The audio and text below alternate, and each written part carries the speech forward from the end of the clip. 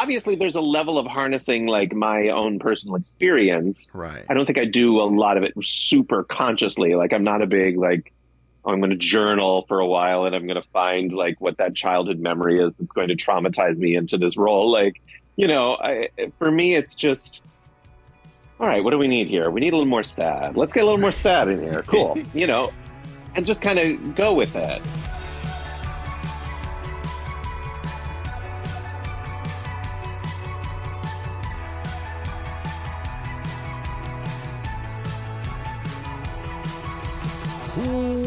Welcome, everybody, to Casting for Two, the podcast, as always, hosted by me, Chris. Welcome, everybody, to not only episode number 545, but also the beginning of the 11th year. Yes, this is the birthday of the podcast. 11 years, just kind of blinking. Yeah,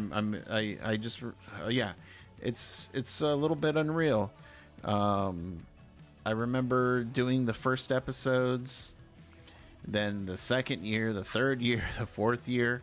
And now here we are, the 11th. Thank you, everyone, for hanging on and hanging out.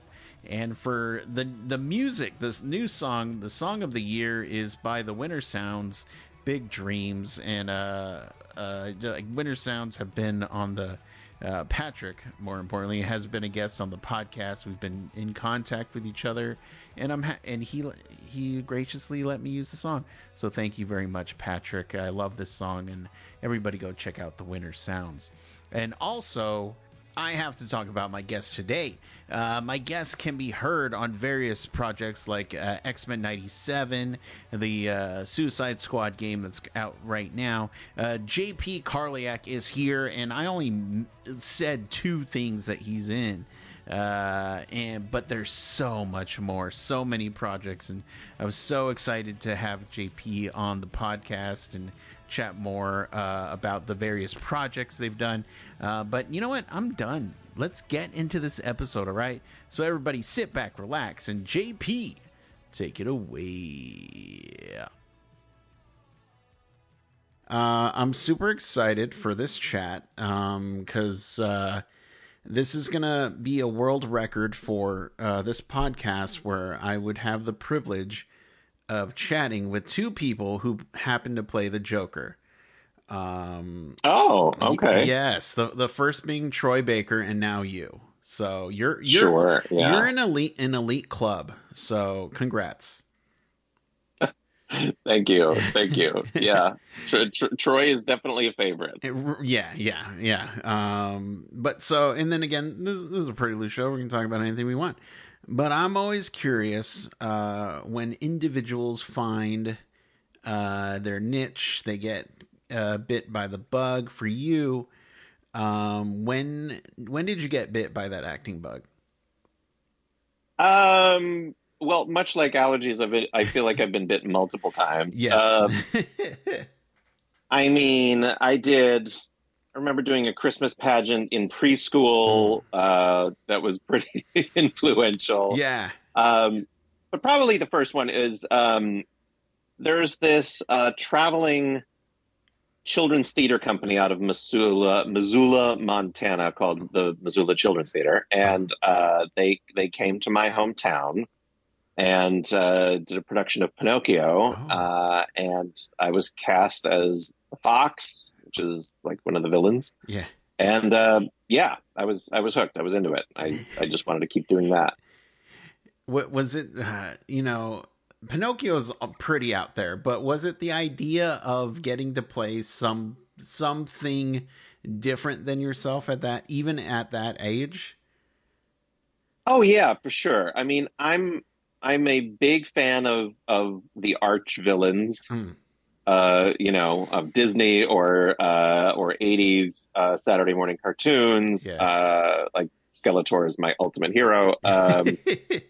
So yeah, and I mean, as a pretty frail, pale, nerdy kid, I was picked on a lot. I was bullied. I didn't have much physical strength at my disposal. So I really idolized villains as they're, especially in those 80s cartoons or in, in Disney, they're rarely the ones that have the physical strength. They're usually the ones that have more of the either magical powers or the intelligence or the wit, Yeah. and for me that was like, yeah, that I can do that. I want that. Yeah. So, I the fox that I was playing in that original production, like, was very arch, very haughty, very, shystery, and had a lot. There was just a lot of confidence going on Mm, with him that I wasn't able to carry into my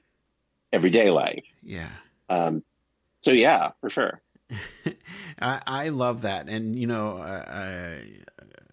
part of the reason why, I mean, so many reasons why I love my girlfriend, but when talking with her, it just came out how she loves the Little Mermaid, but her favorite character was always Ursula. And Oh, for sure. yeah, and she loves the rest of the villains in it. And I was just like, oh, that's interesting. I've just never been that. Well, look, I'm not a Disney person, but No, no hey. shade towards anybody who is.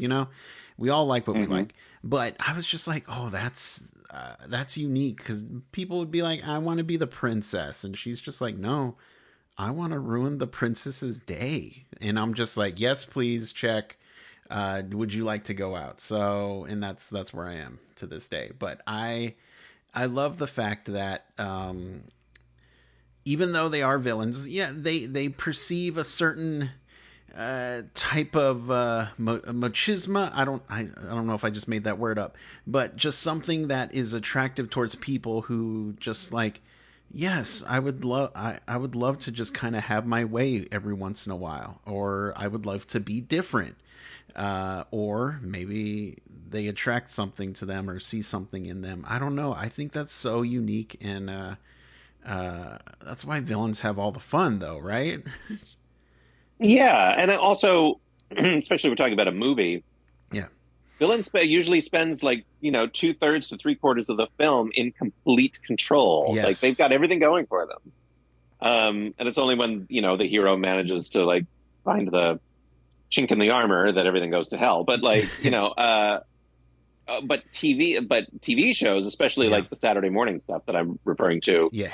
what I also loved is the tenacity. Like Hmm. there's always a set goal. Skeletor being my favorite. Skeletor wants to get to Castle Grayskull. Right. Every episode, he will come up with some new harebrained way to get there, Yeah. and it will be like wildly elaborate or have all sorts of stuff going on, and then He-Man will show up and punch his way through it. Like, big deal. But he comes back every Right. time. He keeps coming back. It's the Wile E. Coyote thing as well. Like, he's not giving up. He has all the Yes. tenacity and will buy every single thing in that Acme catalog to make it happen. And you know what? It doesn't even matter what happened 5 minutes ago. Like, that's just gone. That failure that happened before, don't even remember it. Okay, but I'm here in the now, and I'm going to try this scheme or this. And I just think it's, at a certain point, you just got to wonder, like, when when do they just kind of like, we need to stop and think about something. We need to, maybe let's rethink this plan, the game plan, because something's not working. And then I guess that's where Megamind comes in, because Megamind wins, uh, or kind of, I don't know. Anyway, Hmm. I'm just fascinated with all of that. Just the idea of, well, I'll get them next time anyway. So let's, next scheme. Um, Yeah. and And there's the old saying, like, if you keep doing the same thing expecting to succeed and you keep failing, it's the definition of insanity. I'm like, or it's the definition of tenacity. yes. No, and respect. Um, Hmm. and so I'm curious, as far as we're talking about your where when you got bit by a bug, but the acting bug. Ugh, can't talk. I'm curious though, as far as acting goes, where does that come from you? Is it just, are you still trying to be something or acquire a trait from the character that's just not a part of you, or are you just harnessing the character work from another place of yourself now that you've gained experience? I'm just curious, where does the acting come from, emotional wise? Oh, the process. Yes, We want to know the yes, process. yeah. That's a much better way of saying what I said. So yes. Sure. I'll be honest. And I think part of it has to do with the medium that I work in, Mm-hmm. where I can kind of get away without, I mean, I still have to often give very grounded, realistic, Mm. gritty and deep performances, sure. Yeah. But only in my voice. Like I don't have to have all of the subtle things going on in my facial features or my gestures or all of that. I can do Right. whatever I want Yeah. with that to get where I need to go. So with that as a caveat, I really have you ever heard like the old Laurence Olivier Dustin Hoffman quote thing, where Dustin Hoffman's where they're both working on Marathon Man and Dustin Mm. Hoffman is like staying up, like not sleeping, trying to get into this thing. He's staying up for 48, 12, like 72 hours at a time, like looking haggard. Yeah. And Laurence Olivier is just like, have you ever tried acting? And I'm kind of a big believer of that. Like, I Yeah. mean, Yeah. obviously there's a level of harnessing like my own personal experience. Right. I don't think I do a lot of it super consciously. Like I'm not a big like, oh, I'm going to journal for a while and I'm going to find like what that childhood memory is that's going to traumatize me into this role. Like, for me, it's just, all right, what do we need here? We need a little more sad. Let's get a little more sad in here. Cool. And just kind of go with it. Yeah. Yeah, I'm more interested in reacting to what's happening, like presently, than trying to dredge up something that really has nothing to do, that has, everything to do with me, but nothing to do with the character, Right. except, by some tangential metaphor to try and make it fit. And it's like, nah, I'm good. I'm just gonna get mad. How about we just try mad? Like, Yeah. which I know some acting teachers will be like, oh, I'm sure there's plenty of people professors I took in college that were beating their heads against the wall for me saying that. But, I really don't think it's that, I really don't think it's that deep. Yeah.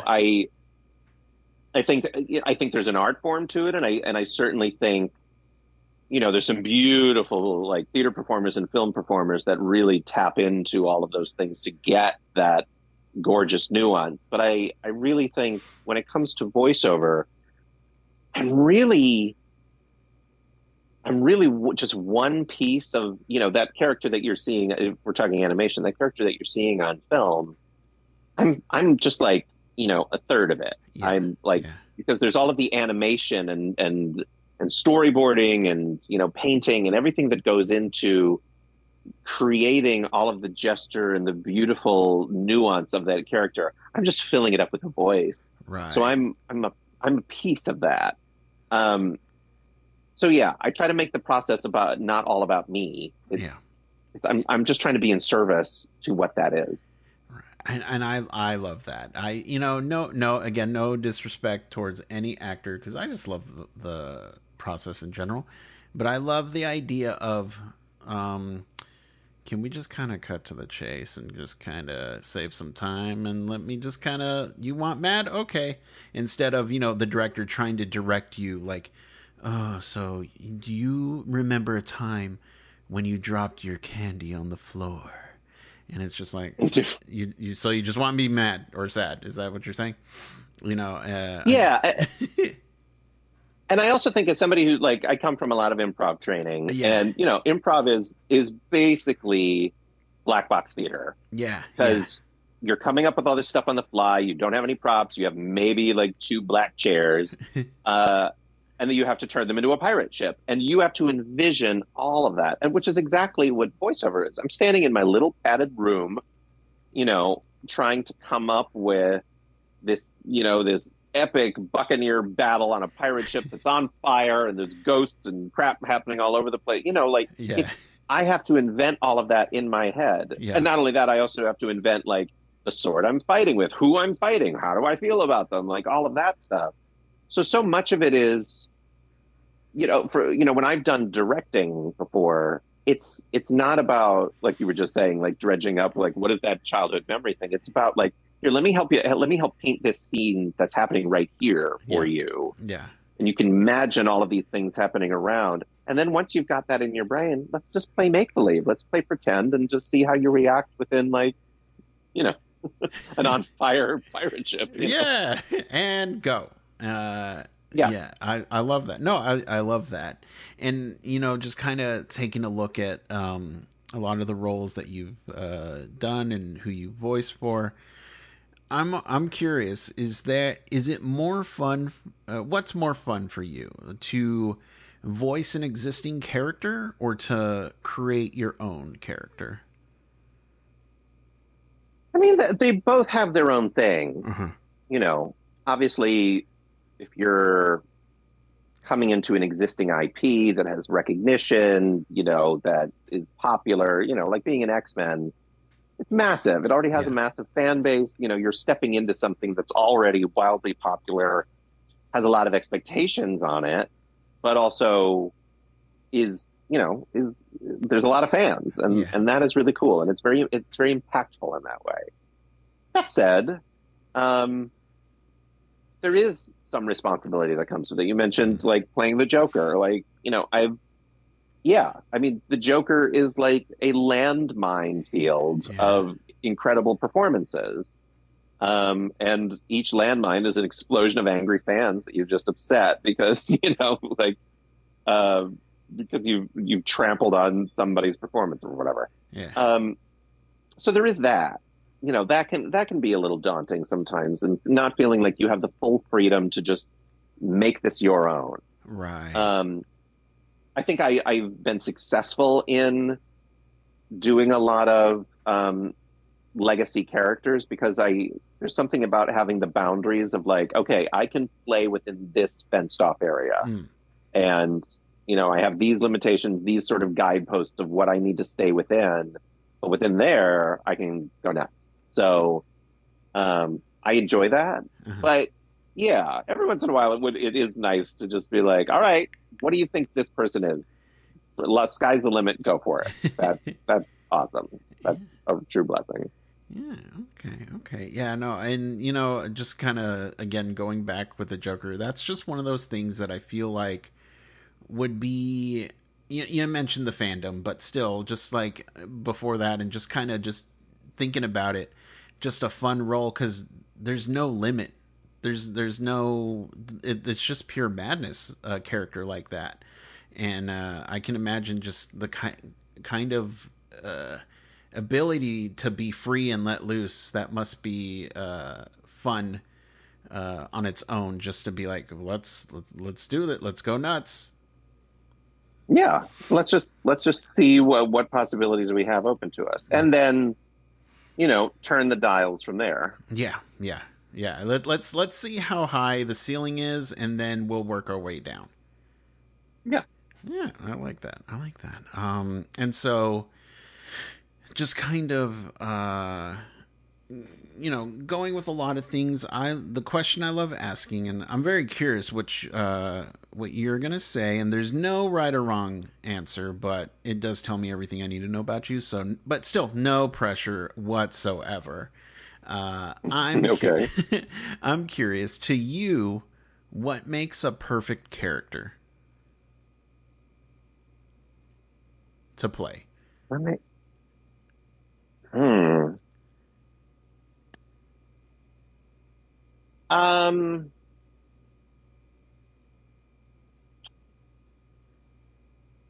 Oh, wow, that's a tricky one. I'd say, well, a couple things. Okay. I like a character that has a darkness. Yeah. Um, and that's everything from the Joker, which is obvious, to Boss Baby. Like, Yeah. he's funny, he's hilarious, he's a baby in a suit. Like, there's all sorts of like funny, light, hilarious things going on about him. But he's also a capitalist megalomaniac. Like, so there's always that happening at the back of his mind of just like driving the whole thing. Yeah. So yeah, um, I function best having a sense of humor. Like Mm. I have played strictly dramatic characters before, but I don't know. I like to find the humor within them, even if it's Yeah. just light. Like just like, it could be dad in the midst of an apocalypse who just cracks some dad jokes now and then to not like to keep the mood light in the midst of everything falling down around them. But Yeah. at least there's that little bit of humor in there because life is funny, Yeah. even when it's horrible, there's glimmers of funny within it, and I like finding that. Yeah. I'd say those are the biggies, and also just like a level of complexity. Yeah. It's fine to play a two-dimensional character if you're like, you know, uh, tavern customer number three, and you just have to be like, oh, give me another, and that's it. Like, cool. Who cares? All Who right. cares who that is? Who I'll cares see what you their name is? tomorrow. Doesn't matter. Yeah, yeah. I don't need to create a whole backstory for that guy, um, but yeah, for anything that has any real impact on the story, yeah, you want them to have some complexity, some stakes, you know, um, some demons and all sorts of stuff that they're wrestling with that you can work with. Otherwise, it's just it feels like you're just playing like the waiter, like you know, can I get you another beer, sir? Yeah. Yeah. Hmm, no, I love that. And again, there's no right or wrong answer. I love hearing people's choices. And something that struck me when you said that you like finding the humor is that you carry that in your everyday life? Oh yeah, Yeah. yeah. I mean, something that I've talked a lot about with Morph from X-Men. Morph is a non-binary character, Mm-hmm. so there's that. We have a queer superhero character. But his backstory, this is a character that's from the original series that aired from 92 through 97. Yeah. And his whole thing was like, first episode, he's killed. Then Yeah. he's brought back to life. His mind controlled. He betrays his friends.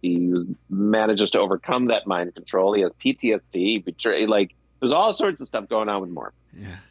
And then Morph comes back in this series, and he's better? Question mark. And but I think there's a lot of demons. There's a Mm-hmm. lot of trauma that he's still working through, even if it's not currently all happening. Yeah. And he's pushing through all of it with humor, which I mentioned him being non-binary. As a queer person, it is a very queer. I mean, a lot of people have this experience. It's very human, but I think it's also a very queer, specifically experience to push through trauma using humor. I mean, it's sort Right. of the root of so much of queer media or camp. Like, it's drag. It's like, let's make it glittery, let's make it gay, let's make it fun. Because if we don't, like, it's that sort of like, I'd rather laugh than cry, Right. you know? So yeah, I think I really identify with that of using humor to sort of push through or in some cases mask, Mm. the hard parts. Yeah. Yeah. No, I'm right there with you because I am the guy that I can definitely empathize and sympathize in I was going to say certain situations, situations, but Mm. I can't turn off the comedy brain, and my brain is sometimes 24/7 SNL sketch writing, just things that would happen, and it's just like, oh no, this terrible situation happens, and my brain's thinking, okay, but then what's the next beat? Somebody gets hit by a giant shark. No, that's too dumb. No, but that's just I've always thought that way, and I don't know. I've in many ways I've kind of suppressed it because I don't in a bad situation I don't want to say something funny, but also the rebel the rebellious person in me is just like, but what if one if I could just say just a funny comment, or just like, I don't know, and just do the wah wah. But again, it just kind of depends on the situation. I don't know. But that's definitely where my brain goes. And, I still love the, we're all on this planet. We're all goofy. We're all like, why can't we just laugh together? Let's just laugh together. Let's just try it. Let's see what happens. Oh yeah. Yeah. I mean, because like, there's that thing about, if you're learning a foreign language, they say that the sense of the comedy of a foreign language always is the last thing to come because it's so culturally specific. Yeah. But I do think that it's the last thing, because once you get a culture's comedy, you understand them. Like it's that final common denominator of, like, if I can hear what you're saying, like if you're doing stand up in Italian and I'm laughing, I get you. I get your life experience. I get like what your day to day is. Yeah. So yeah, I think so much of like, if we spent the time to really get each other's comedy, we'd actually start getting each other. Yeah. Much better. Yeah. I agree with you. Yeah. So I think, I don't know how you are with time or anything like that, but I think we need to put this presentation together, and then we can kind of take it around, do like a tour, selling it to schools, churches, wherever. We like, I the feel comedy like heals the world tour. Yes, why not? I'm sure you have some funny friends. I have a funny friend, and we can kind of see where it goes. I love that. All right, so you're on board. I'll take that as a yes. We'll work out the sure. we'll get the deets later. Nah, we don't need to do it now. We'll workshop this. Yeah, exactly. Yeah. It's all yeah. So for the people at home who'd like to follow you online, keep up with everything that you're doing, where can they do that? My website, jpkarliak.com, or find me on Instagram at JP Karliak. Those are the biggies. There you go. And before I let you go, I do have to ask you, because Willy Wonka was a huge inspiration for me, and you were able to I feel like I'm going to have to make a major apology. No. I just want to know what it was like getting to play Willy Wonka.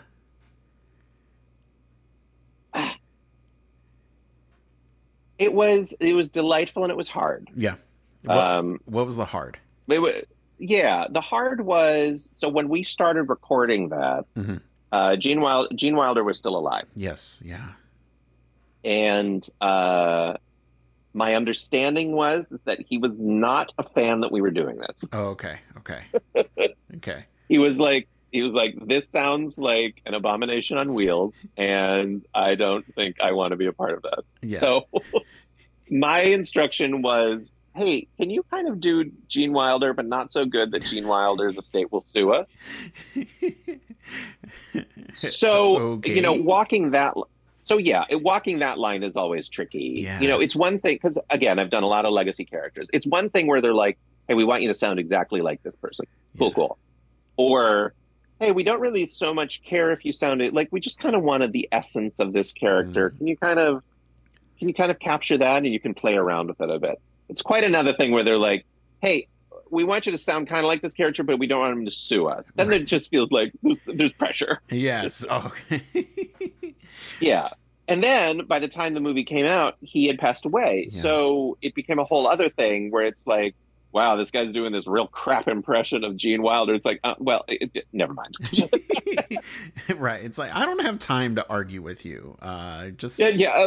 Sure. Yeah. No. And, I say that with no shade, because I just love the character, and always has a special place in my heart. So, oh yeah. And I mean, look, the version that I did, I mean, first of all, I got to sing Pure Imagination. Yeah. Like, there's a lot of fun stuff I got to do. Like, that's a delight. When else am I going to get? And like, my favorite scene is the you get nothing, you lose, good day, sir. Like the whole like fight at the end. Yes. I mean, it's amazing. And I got to go like, I got to do my full Gene. I think that's the one where I was just like, whatever, let him sue us, and I kind of like leaned in a little more. But and also the movie itself. I mean, for anybody that's seen it, it's the direct to DVD or something version of Tom and Jerry. Yeah. Colon hyphen something Willy Wonka and the Chocolate, or like Willy Wonka and the Chocolate Factory meets some of it. It's whatever. Yeah. It's them. It's the mashup of them together, and it's the exact 1-to-1 of the original Gene Wilder movie. It's just that every once in a while, Tom and Jerry run around amok through the factory. Yeah. God bless. And it is best watched with the accompaniment of some substances. Yes. And fizzy lifting drinks you're talking about, right? The fizzy lifting? Yes. Yes. Fizzy lifting drinks and some everlasting gobstoppers in brownies. No, yeah. Yeah. It's wild. It is a wild movie, especially like the animation. It looks like it's melting, and it's like, am I already high? I don't know. Sure. Well, because I say that because again, I've said it a couple times, but if you would have asked me to do this project, like hands down, yes, I'm in. Whatever you need. My girlfriend teaches theater, and I'm always saying, why don't you do Willy Wonka so that I can be Willy Wonka, because I just want to do that. I don't know if I would crush it, but in my head I believe I will crush it because I can commit to it because I want to do it. So yeah, and well, I will say, yeah, I think the blessing of, regardless of how you feel about Johnny Depp's performance, yeah, or Timothy Chalamet's for that matter. Yeah. I think the blessing of them having done it is that it opens up the possibility of, look, there's other ways to do this role. Yes. It's not like for better or for worse, but like it doesn't have to always be an impression of Gene. Right. So right. It's really just a mercurial, delightful sort of magical fellow. So like, go where you want with it. And I think that's the beautiful part is like, find that part of yourself that has like, find that child within that gives the twinkle to your eye that's going to like make Charlie just so excited to be around you. Yeah. And that's it. Yeah. That's all. Yeah. Yeah. Yeah. No. And, yeah. And I just, nerding out. I just wanted to nerd out with that. But, I love that you went to that one. That's the one that nobody goes to. So look, I've said publicly, how much Wonka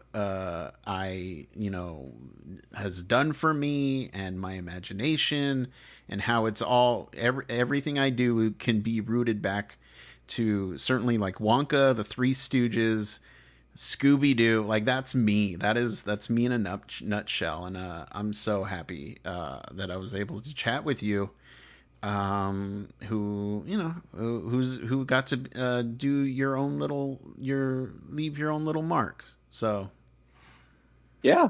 Well, no, I mean it matters a lot to me. Like I remember, I was a little kid, and there is such a thing as a Wonka bar, but I mean, they're not the most common candy to see in the store, right?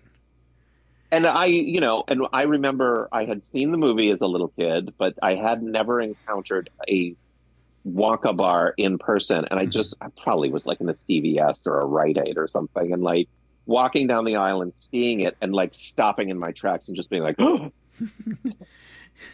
Because instantly thinking like, well, if it exists, then there must be a golden ticket within it, and therefore I must be going to some factory somewhere. Exactly. Like, yeah, that's the other part of the like, yeah, well, you go to a factory. I don't know where it is, but good luck. Yeah, it's like Hershey don't promise you that. No, like nobody wants to go to Pennsylvania.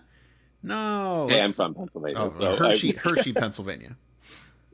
I don't know if that's I will say, yeah, Hershey, Pennsylvania. I've been to Hershey Park. Is actually a magical amusement park. I've been 3 times, and I will say there is a little bit of a delight driving into Hershey because the whole town does smell like chocolate. Oh, okay.